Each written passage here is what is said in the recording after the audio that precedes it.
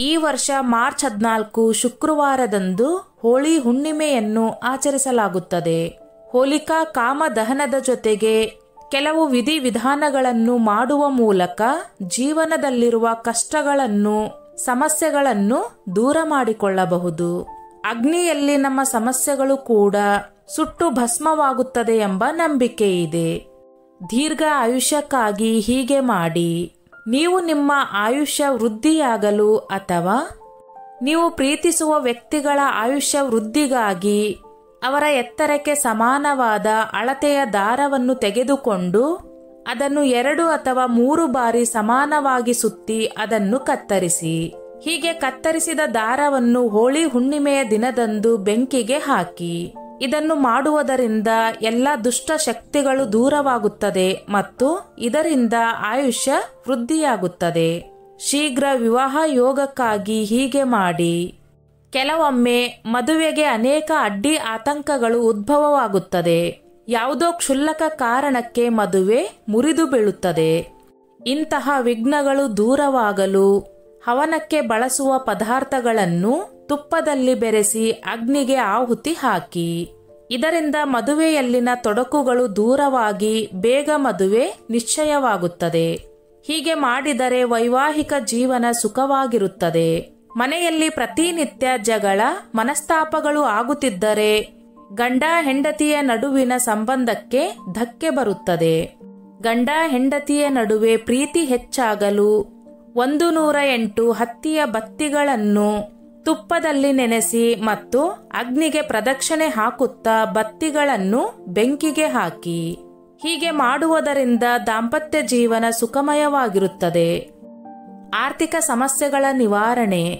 ಆರ್ಥಿಕ ಸಮಸ್ಯೆಗಳಿಂದ ಕೆಲವೊಮ್ಮೆ ಯಾವ ಕೆಲಸವೂ ಸರಿಯಾಗಿ ಆಗುವುದಿಲ್ಲ. ಸುಧಾರಿತ ಜೀವನ ಶೈಲಿಯಲ್ಲಿ ಆರ್ಥಿಕ ಸಮಸ್ಯೆಗಳು ತಲೆದೂರಿದರೆ ಜೀವನವೇ ಬೇಡ ಎನ್ನುವಷ್ಟು ಜಿಗುಪ್ಸೆ ಮೂಡಬಹುದು. ಆದ್ದರಿಂದ ಹೋಳಿ ಹುಣ್ಣಿಮೆಯ ದಿನದಂದು ಬತಾಸು ಅಂದರೆ 1 ಬಗೆಯ ಸಿಹಿ, 2 ಲವಂಗ, 1 ವೀಳ್ಯದೆಲೆಯನ್ನು ತುಪ್ಪದಲ್ಲಿ ನೆನೆಸಿ ಹೋಳಿಯ ಅಗ್ನಿಗೆ ಹಾಕಿ. ಈ ಪದಾರ್ಥಗಳನ್ನು ಅಗ್ನಿಗೆ ಹಾಕುವುದರಿಂದ ನಿಮ್ಮ ಆರ್ಥಿಕ ಸಂಕಷ್ಟಗಳೆಲ್ಲ ದೂರವಾಗುತ್ತವೆ. ಆರೋಗ್ಯವಾಗಿರಲು ಇದನ್ನು ಮಾಡಿ. ನಗರಗಳಲ್ಲಿ ಹೆಚ್ಚುತ್ತಿರುವ ಕಲ್ಮಶ, ವಿವಿಧ ರೀತಿಯ ವೈರಸ್ನಿಂದಾಗಿ ಆರೋಗ್ಯ ಸಮಸ್ಯೆ ಸಾಮಾನ್ಯವಾಗಿದೆ. ಕುಟುಂಬದಲ್ಲಿ ಒಬ್ಬರ ಆರೋಗ್ಯ ಕೆಟ್ಟರೂ ಸಾಕು, ಮಿಕ್ಕವರಿಗೂ ಅದು ವ್ಯಾಪಿಸುತ್ತದೆ.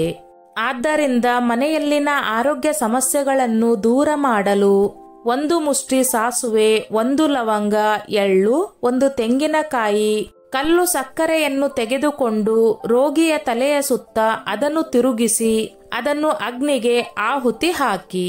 ಅಗ್ನಿಗೆ ಇವುಗಳನ್ನೆಲ್ಲ ಆಹುತಿ ಹಾಕಿದರೆ ರೋಗಿಯು ಶೀಘ್ರವಾಗಿ ಗುಣಮುಖವಾಗುತ್ತಾರೆ. ಇದರಿಂದ ಸುಖ ಸಮೃದ್ಧಿ ವೃದ್ಧಿಯಾಗುತ್ತದೆ. ಹೋಳಿ ಹುಣ್ಣಿಮೆಯಂದು ವಿವಿಧ ಧಾನ್ಯಗಳನ್ನು ಆಹುತಿ ಹಾಕುವ ಸಂಪ್ರದಾಯ ಮೊದಲಿನಿಂದಲೂ ನಡೆದು ಬಂದಿದೆ. ಮನೆಯಲ್ಲಿ ಸುಖ, ಶಾಂತಿ, ನೆಮ್ಮದಿ ನೆಲೆಸಲೆಂದು ಹೀಗೆ ಮಾಡಲಾಗುತ್ತದೆ.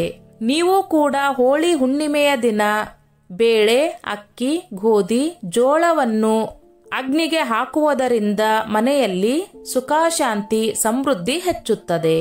ಆರ್ಥಿಕ ಕೊರತೆ ನೀಗಿಸಲು ಹೋಳಿ ಹಬ್ಬದ ದಿನ ಇವುಗಳನ್ನು ಖರೀದಿಸಿ. ಹೋಳಿ ಹುಣ್ಣಿಮೆಯ ದಿನ ಕೆಲವು ವಸ್ತುಗಳನ್ನು ಮನೆಗೆ ತಂದರೆ ಮನೆಯಲ್ಲಿ ಯಾವುದೇ ರೀತಿಯ ಆರ್ಥಿಕ ಸಮಸ್ಯೆಗಳು ತಲೆದೂರುವುದಿಲ್ಲ ಎಂದು ಜ್ಯೋತಿಷ್ಯ ಶಾಸ್ತ್ರ ಹೇಳುತ್ತದೆ. ಬೆಳ್ಳಿಯ ನಾಣ್ಯ ಖರೀದಿಸಿ. ಜ್ಯೋತಿಷ್ಯ ಶಾಸ್ತ್ರದ ಪ್ರಕಾರ ಹೋಳಿ ಹುಣ್ಣಿಮೆಯ ದಿನ ಬೆಳ್ಳಿಯ ನಾಣ್ಯ ಮತ್ತು ಸಣ್ಣ ಪೆಟ್ಟಿಗೆಯನ್ನು ಖರೀದಿಸಿ. ನಂತರ ಅದನ್ನು ಹಳದಿ ಬಣ್ಣದ ವಸ್ತ್ರದಲ್ಲಿ ಅರಿಶಿನದೊಂದಿಗೆ ಕಟ್ಟಿ ಲಕ್ಷ್ಮಿಯ ಮೂರ್ತಿಯ ಪಕ್ಕದಲ್ಲಿ ಇಡಿ. ಹೋಳಿ ಹುಣ್ಣಿಮೆಯಂದು ಹೋಲಿಕಾ ದಹನದ ನಂತರ ಸಿಗುವ ಬೂದಿಯನ್ನು ನೀವು ಖರೀದಿಸಿದ ಬೆಳ್ಳಿಯ ಪೆಟ್ಟಿಗೆಯಲ್ಲಿ ಹಾಕಿ ಅದನ್ನು ನಿಮ್ಮ ಬೀರುವಿನಲ್ಲಿ ಇಡಿ.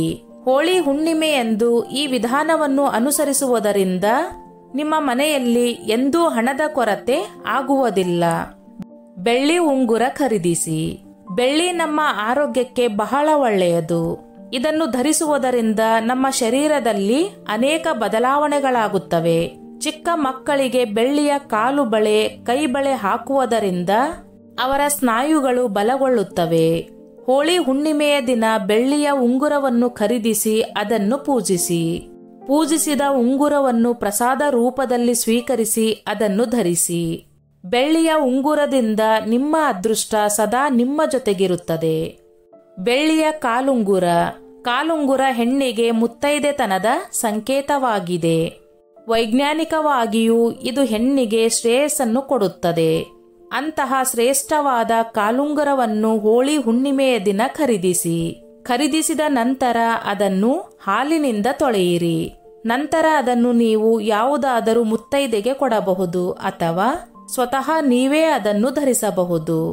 ಹೋಳಿ ಹುಣ್ಣಿಮೆಯ ದಿನ ಕಾಲುಂಗುರ ಖರೀದಿಸಿ ಧರಿಸುವುದರಿಂದ ಲಕ್ಷ್ಮೀ ದೇವಿಯ ಕೃಪೆ ಸದಾ ನಿಮ್ಮ ಮೇಲೆ ಇರುತ್ತದೆ.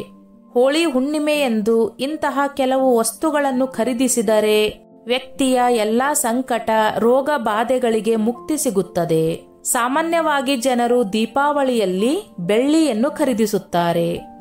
ಆದರೆ ಜ್ಯೋತಿಷ್ಯ ಶಾಸ್ತ್ರದಲ್ಲಿ ಹೋಳಿ ಹುಣ್ಣಿಮೆಗೆ ಮಹತ್ವವಾದ ಸ್ಥಾನವಿದೆ. ಜ್ಯೋತಿಷ್ಯಗಳು ಹೇಳುವ ಪ್ರಕಾರ ಫಾಲ್ಗುಣ ಮಾಸದ ಹುಣ್ಣಿಮೆಯಂದು ಬೆಳ್ಳಿಯ ವಸ್ತುಗಳನ್ನು ಖರೀದಿಸಿದರೆ ಮಹಾಲಕ್ಷ್ಮಿ ದೇವಿಯ ಕೃಪೆ ಸದಾ ನಮ್ಮ ಮೇಲೆ ಇರುತ್ತದೆ. ಸ್ನೇಹಿತರೆ, ಈ ನನ್ನ ಮಾಹಿತಿ ನಿಮಗೆ ಇಷ್ಟವಾಗಿದ್ದಲ್ಲಿ ದಯವಿಟ್ಟು ಶೇರ್ ಮಾಡಿ, ಲೈಕ್ ಮಾಡಿ ಮತ್ತು ಸಬ್ಸ್ಕ್ರೈಬ್ ಮಾಡಿ.